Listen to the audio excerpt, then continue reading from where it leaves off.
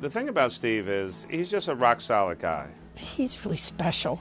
He has a native inclination to treat obstacles as opportunities. I've met no one in my life who has an innate sense of fairness and goodness and decency as Steve. Steve, all his life, has been in the business of righting wrongs. I wish we had 20 Steve Harmelins.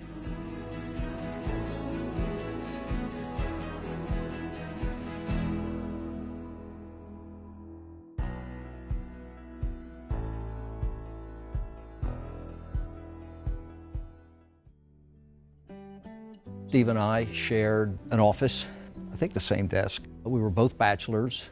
We just hit it off.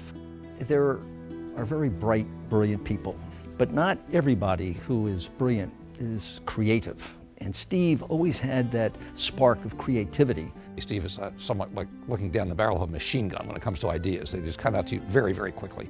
Steve was a great writer and is a great writer, and used to write a lot of speeches for Arlen. He loved politics, and Arlen used to say to him, "Why don't you run for public office?" "No way." I've often thought that it's perfectly appropriate that Steve leads the Dilworth firm. Because in a way I think he's sort of he's a Richardson Dilworth kind of figure in our city. He's someone who has this Renaissance quality about him, who's shaped the civic fabric in so many different ways.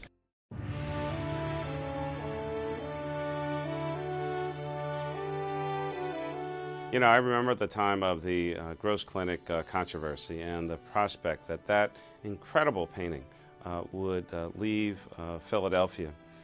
But of course, Steve jumped in and using not only his negotiating skills and legal acumen, but just the personal touch. Steve was right there.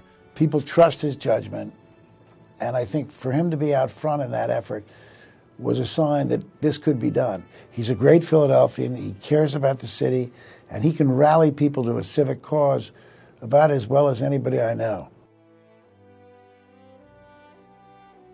It's fair to say that this never would have been done without Steve. There were so many roadblocks and challenges along the way. Steve was the quarterback. Steve leads with his heart, and he leads with his head. He is willing to commit his own resources, and he is a great deal maker. Over a period of 2 decades, from the time when it had almost no prospects and no hope of success to a time when it's a national and international treasure. And to me, that sort of sums up Steve as a philanthropist, the kind of the passion for the project, the loyalty to the cause. He was there at the very beginning, at the inception, when people thought, oh, this Constitution Center, great idea, it'll never happen, it'll never be built. And he's not only been there throughout the entire process, but now he's probably, in some ways, maybe our most important board member. It was another adventure. He's the kind of individual who will just take hold of it and do it.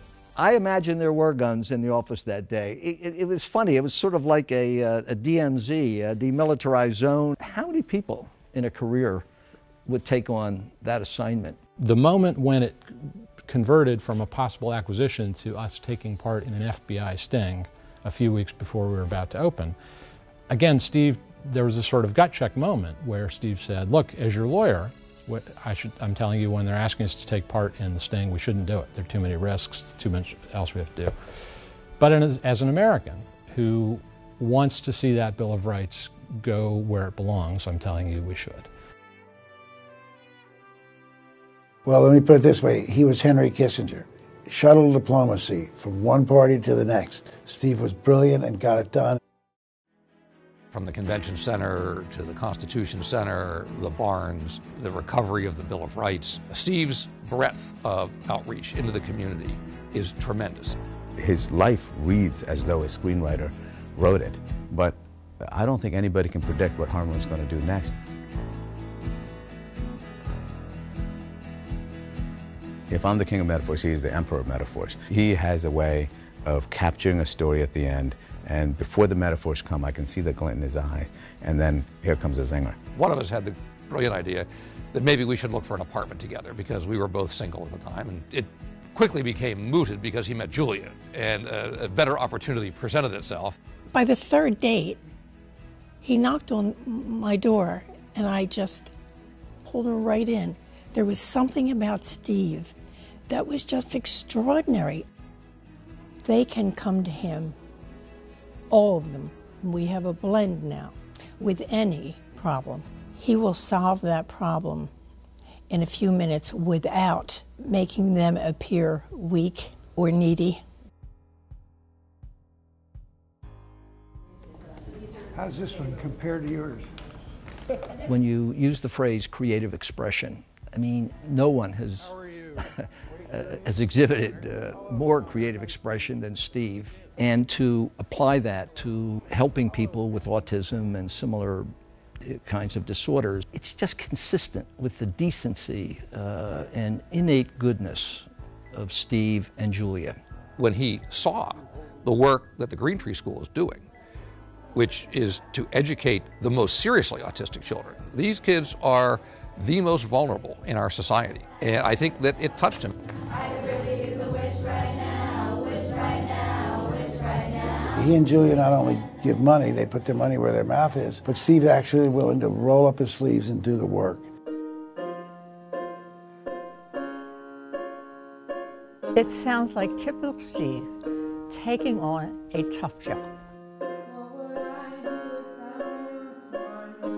Whether it's trying to make sure that Philadelphia benefits from the arts, or whether it's the needs of young children and the disadvantaged, whether it's saving America's historic treasures, his interest and his intellect have no bounds. His reasons for doing these things are so genuine and deeply felt and authentic. They're not about getting Steve Harmelin's name or face in the papers. They're about making the world he lives in a better place for his kids and grandkids and ours. We're better off for having him.